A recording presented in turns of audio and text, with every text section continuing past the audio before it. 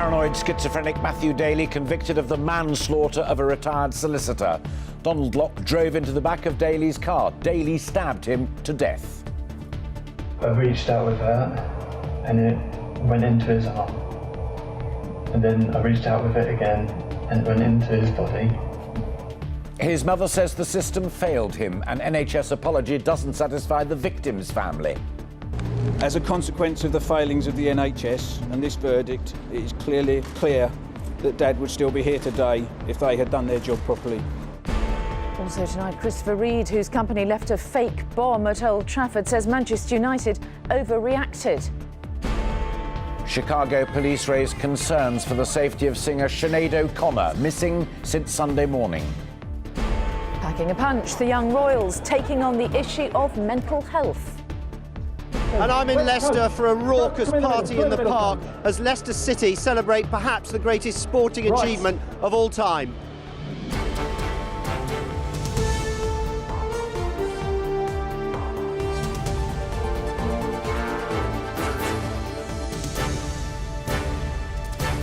This is the ITV Evening News with Alistair Stewart and Mary Nightingale.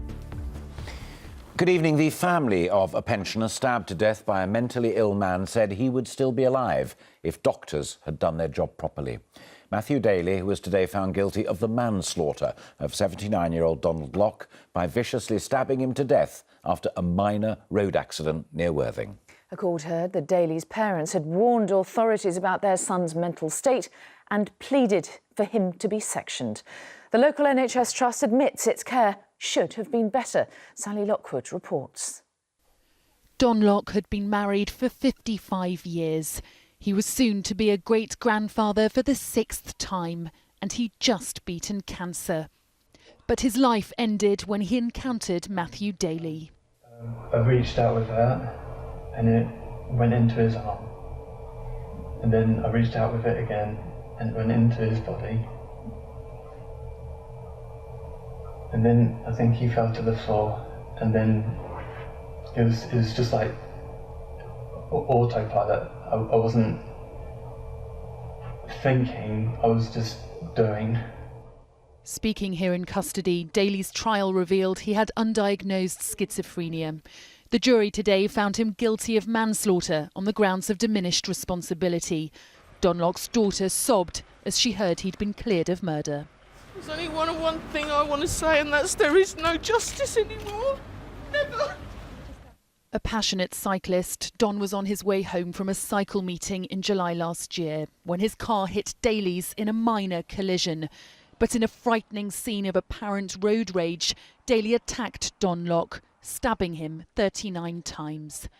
Daly fled but was arrested 18 hours later, found 2 miles away with this blood-stained knife hidden in a rucksack. When Matthew Daly's father heard of the attack here, he immediately suspected his son was involved. John Daly told the court how he'd repeatedly written to his son's mental health team, warning them he could hurt someone, and pleaded to have him sectioned.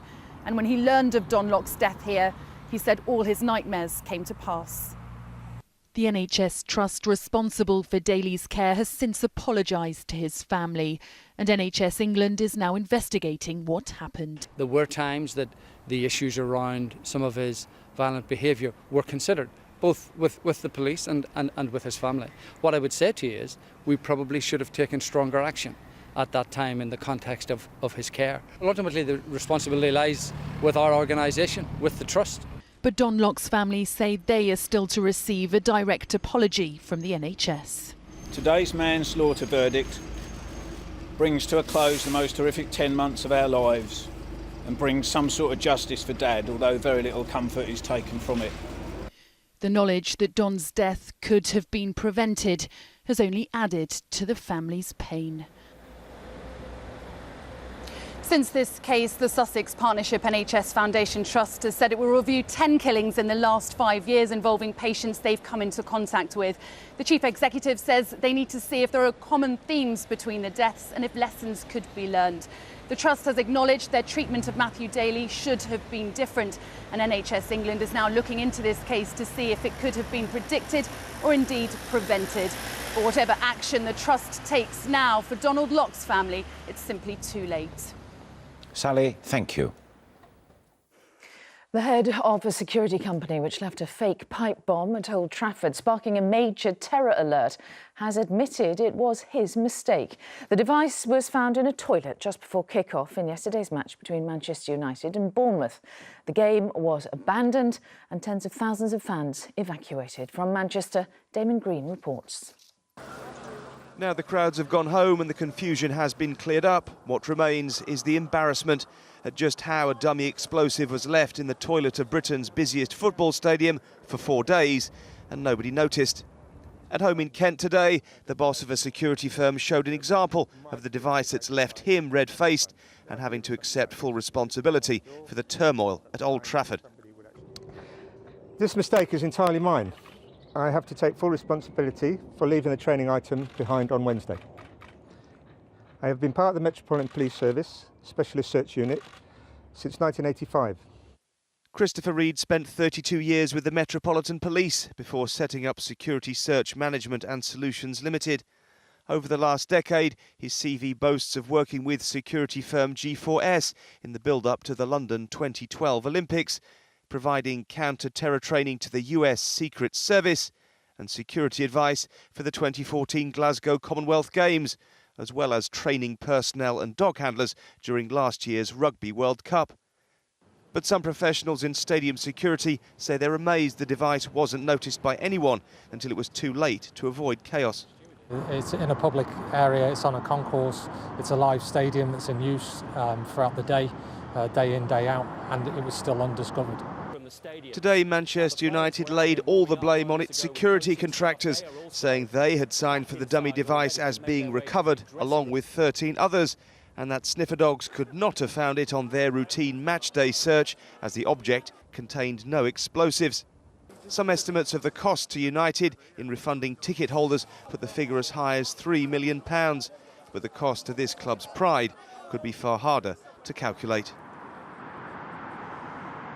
Well, Manchester United will be hoping they've drawn a line under what happened here yesterday. They've issued a statement this afternoon blaming everything on their security contractor. Their security contractor has issued a statement accepting responsibility for everything else. As far as tomorrow's rescheduled game goes, United say they're working closely with Greater Manchester Police to ensure robust security measures continue to be of the highest priority. Another way of saying that tomorrow's security measures will be the highest, most stringent that visiting Bournemouth supporters have ever seen anywhere in their lives.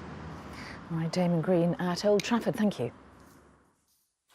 Fears are growing for the safety of the singer Sinead O'Connor. She has been reported as missing from a suburb of Chicago in the United States. Paul Davis joins us live. Paul, what have you been able to find out? Well, the police in Chicago, where the singer has been staying, are sufficiently concerned about both her state of mind and her welfare to make a public statement expressing those fears. And what they're saying is the singer, who is still best known for her hit Nothing Compares to You from 1990, written by Prince, of course. She'll be 60 later this year. On Sunday, she set off on a ride on her motorised bicycle from the suburb of Chicago where she's been staying, Wilmette, and she hasn't been seen since. The authorities in Chicago say that she had been treated for mental health problems, and they've taken the unusual step of saying that she may be suicidal. They've also revealed that she has left messages for members of her family with whom she'd apparently been having arguments. Right. Paul, thank you. David Cameron and the London Mayor Sadiq Khan have stood by their attacks on the Republican presidential candidate Donald Trump over his controversial comments about Muslims. It came after Mr Trump told Good Morning Britain that the Mayor was ignorant and warned that he may not have a very good relationship with the Prime Minister if he's elected president. The United States and other world powers say that they are ready to supply Libya with weapons to counter so-called Islamic State. Libya has been under a United Nations arms embargo for 5 years. More than 800 IT jobs at HSBC are to be transferred from the UK to other sites around the world. Most of the affected jobs are based in Sheffield, Tankersley in South Yorkshire and London. And leaflets explaining how to register and vote in the EU referendum will start making their way through letterboxes of more than 28 million households this week. The vote itself takes place on the 23rd of June.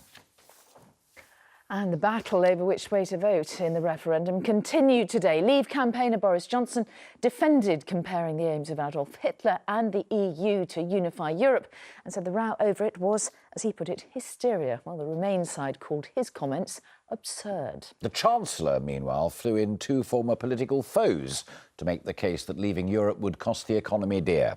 Here's our political correspondent, Libby Wiener. If Vote Leave were worried their campaign wasn't getting quite enough attention, then Boris Johnson had the perfect answer. Compare the EU to Adolf Hitler. No matter that a former head of the army and D-Day veteran Lord Bramall had said it was simply laughable. Do you accept your comments about Hitler were laughable? How are you? On a visit to a textile factory in Derbyshire, the questions kept coming. Was this in fact the ugly face of English nationalism? No, he said, his claims were justified. The EU was like dictatorships of the past. They did it very often with extreme force. The EU is a different proposition, but it fundamentally comes from that idea that you can unify Europe. And my problem with that is that it is not being done wasn't by talking consent. about unifying Europe, though. He was talking about conquering Europe and wiping out half its population. It's not the same thing as unifying Europe, is Well, you know, as I say, you persist in trying to drag the subject back to previous attempts to unify Europe. But what did Gisela Stewart, the German-born Labour MP backing Vote Leave, make of it all? Do you think that it's tasteful to bring up Hitler in this debate over Britain's future? I'll tell you what I think is important, that we remind a whole generation that has never had an opportunity to have a say as to how itself it wishes to be governed and what relationship it wishes to have with other nation states in Europe. From the Remain camp today, an altogether different tactic to grab people's attention. All aboard for Britain remaining in the European Union. If the Chancellor's audition as cabin crew wasn't altogether convincing, he hoped appearing with his one-time foe, Ed Balls, and Vince Cable would make people sit up and listen. And we have clashed repeatedly in the House of Commons over the years. But there is one thing we all agree on, and that is that it would be a huge mistake for Britain to leave the EU and to leave the single market. Take back control of all very much at odds with his fellow Conservative, Boris Johnson. Libby Wiener, ITV News, Nottingham. Still to come on the ITV Evening News. We are live from Leicester. As you can see, thousands have already gathered to celebrate the Premier League title win. All the city's here. It's something special. A lot of people happy. I'm very, very glad. And boxing clever, the Royals pulling punches and the start of a new mental health campaign.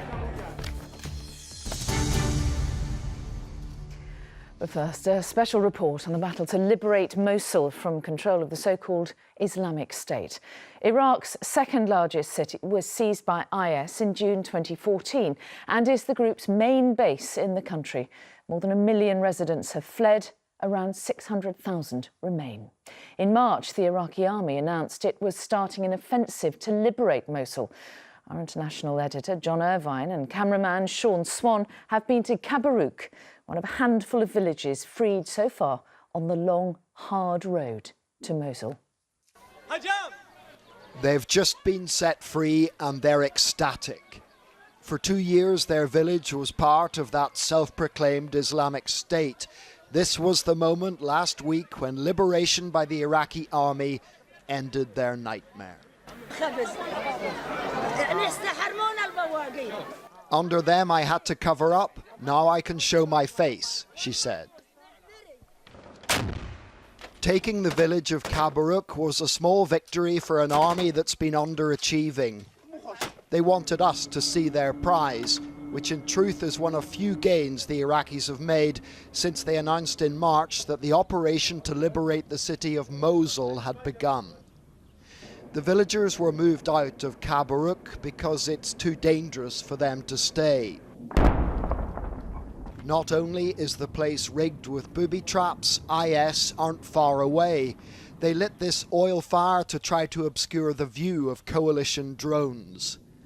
We saw the bodies of 6 IS fighters killed during the battle. These were some of the men whose cruelty made the last 2 years a misery for the villagers. We're travelling to another part of the front line in the company of Kurdish fighters known as Peshmerga. They've been the most effective ground force in the fight against IS. Earlier this month, the Peshmerga liberated this town, Bashir. They did so with the help of friends in high places. This is one of a pair of French jets we saw circling overhead and hoping not to bring their bombs and missiles back to their base in the Gulf. Coalition airstrikes have been devastating for IS, but they remain a determined and resourceful enemy. They tend to mount attacks in darkness. This is an IS raiding party having to retreat when a night vision camera picked them out. During the day, they also live in darkness, underground, hiding from the warplanes. When they say that the Islamic State defenders of this town were well dug in, they're not joking. There are several tunnels here. One of them stretches further than a kilometre. In Bashir, we ran into one of the shadowy Shia militias that the Iraqi government insists on deploying. They've complicated the battlefield, not least because the Americans regard them as bigoted cutthroats and won't give them air support. The Peshmerga don't like them either, but for the time being, the two sides have a common enemy in the fanatical fighters of IS who will stoop to anything to defend their caliphate. So this is what happens when the Islamic State come to town. And actually they're not too far away. That's the sound of mortar shells being fired in. We believe that there is chlorine or mustard gas in some of them, so we're not going to hang around here. From their forward outposts, the Kurds can see the big prize that is Mosul, but it's not their turf and they won't spearhead any assault on it. The advances made so far by the Iraqi army don't amount to much, and doubts remain about their competence. In the tangled web that is Iraq, the liberation of the country's second city is not going to happen for the foreseeable future. John Irvine, ITV News, Northern Iraq. Here, the Duke and Duchess of Cambridge and Prince Harry don boxing gloves today to give some added punch to an issue that is close to their hearts. They joined forces with several mental health charities to show the role of exercise can play in fighting stress. Here's our royal editor, Tim Ewart. Britain's young royals know a thing or two about what's going to get them on the front page. Let's go. Today, they were giving some clout to the cause they have combined to champion: awareness of mental health. It's time, they believe, that we had a wake-up call. William, Kate and Harry took to the stage together to launch their latest campaign. Through our particular work with young people, whether through emergency response, homeless charities, and work with veterans, we have seen time and time again that unresolved mental health problems lie at the heart of some of our greatest social challenges. Too often, people feel afraid to admit that they are struggling with their mental health. This fear of judgment stops people from getting the help that they need, which can destroy families and end lives. We do not want prejudice and fear to stand in the way of people getting the help that they need. Singer Frankie Bridge of the Saturdays endured several years of panic attacks and depression. Everyone kind of goes through life and they kind of hide it and keep it to themselves, which is only going to make it worse. So I chose to speak out about it, and actually, you know what, once you do, you realise how many other people suffer from some sort of mental illness. This is the biggest joint initiative to be taken so far by the three young royals, an indication of how seriously they take the challenge of raising public awareness about mental health issues. It is a big challenge. One charity estimates that an average of 3 children in every British classroom has a diagnosable mental health disorder. Tim Ewart, ITV News, East London. Teenager Marcus Rashford has been selected for England's provisional squad for Euro 2016. The 18-year-old striker only made his senior debut for Manchester United in February and has scored 7 goals. Arsenal's Jack Wilshere, who made his first start of the season on Saturday after breaking his leg, has also been selected. England's first game is against Russia on June the 11th. Also in the squad are Jamie Vardy and Danny Drinkwater, stars, of course, of the Leicester City team that won the Premier League. Well, tonight the Victoria squad are taking part in a Champions Parade in front of tens of thousands of ecstatic fans. This is the scene live as the Leicester bus moves along slowly through those crowds, making its way toward Victoria Park for celebrations that are already 10 minutes late, but it's going to be worth every moment. We'll be live there in just a moment. First, Ben Chapman reports on the celebrations so far. If there were any people still struggling to believe it, this was the moment reality hit home. The Premier League trophy, escorted by the players who made it theirs, carved their way through the streets of Leicester. Welcoming them, tens of thousands of people, whether football fans or not, determined to greet them, and the manager who made it all possible. All the city's here. It's something special. A lot of people happy. I'm very, very glad. In a park in the city centre, fans are waiting in huge numbers to meet the bus when it arrives. The biggest day Leicester ever had. Biggest day. No day in Leicester ever been bigger than this day. Born and bred in Leicester, we're lifelong supporters of the club, and we just want to come here and share the moment. It's just something you can tell your grandchildren, and it's just absolutely amazing. Parade preparations began early. Pupils making banners and wearing blue in class this afternoon. This historic moment for their city, the only lesson that mattered today. Just seeing them lift the trophy and then everyone shouting and cheering, it's going to be like a dream come true. It's going to be crazy because of all the people in it. Everyone's just going to be having fun. This is the first time it's happened in 132 years, so it's like you can only see this once. As the bus and the cup makes its way through Leicester tonight, it is a place overflowing with pride. This is more than a football story. It is a fairy tale that will live long in the memory of everyone here, young and old. Ben Chapman, ITV News, Leicester.